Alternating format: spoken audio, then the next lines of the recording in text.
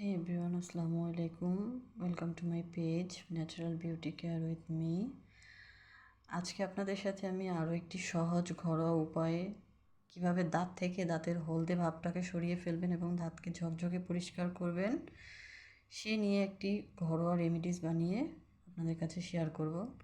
So এই তো আপনারা দেখতেই পাচ্ছেন যে আমি এখানে খুব সহজ ঘরোয়া কিছু জিনিস নিয়েছি যেটা ইজিলি আপনাদের বাসায় থাকবে।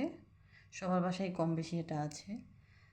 সুতরাং আমি আপনাদেরকে দেখাবো সরাসরি, কথায় না যে ভিডিওতে যাব।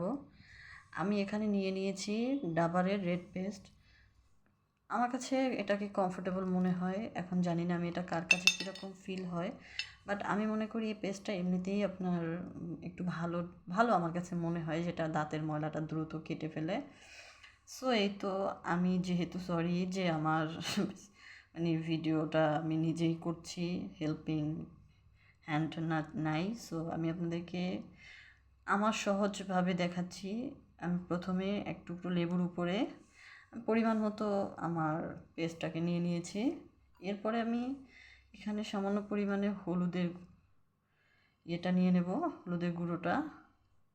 সেই তো নেওয়ার পরে আমি এটাকে ভালোভাবে মিশিয়ে নিব, লাগিয়ে নেব এটাকে লেবুর সাথে লাগিয়ে নেওয়ার পরে দেখা যাচ্ছে যে আমি যেভাবে পেরেছি আমি সেভাবেই এটাকে লাগিয়ে নিয়েছি। আপনারা চেষ্টা করবেন আপনাদের মতো সহজ করে এটাকে লাগিয়ে নেওয়ার।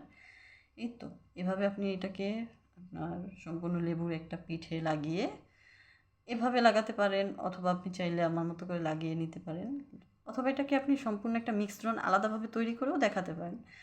যে আপনি লেবুর রস নিলেন, সেখানে আপনি এক টুকরো পেস্ট নিলেন, মানে একটু পেস্ট, সেখানে একটু হলুদ নিয়ে মিশ্রণটাকে আপনি মিশিয়ে ব্রাশের সাথে নিয়ে আপনি ব্রাশ করে ফেলতে পারেন।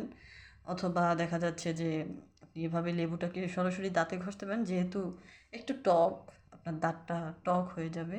সুতরাং আপনি যেভাবে আপনার সুবিধা হয় আপনি সেভাবে করে এটাকে আপনার মুখে অ্যাপ্লাই করতে পারেন। সুন্দরভাবে ঘুরিয়ে ঘুরিয়ে আপনার দাঁতে অ্যাপ্লাই করবেন। আশা করি আপনার দাঁতের হলদে ভাবটাকে আপনি দূর করতে পারবেন। সো এই তো আমার ভিডিওগুলো ভালো লাগলে অবশ্যই আমাকে সাপোর্ট করবেন, আমার পাশে থাকবেন, এবং আপনারা নতুন নতুন কিছু ভিডিও আমার কাছে চাবেন, যেটা আমি আমার সাধ্যের ভিতরে তৈরি করে দেখানোর চেষ্টা করব। আসসালামু আলাইকুম।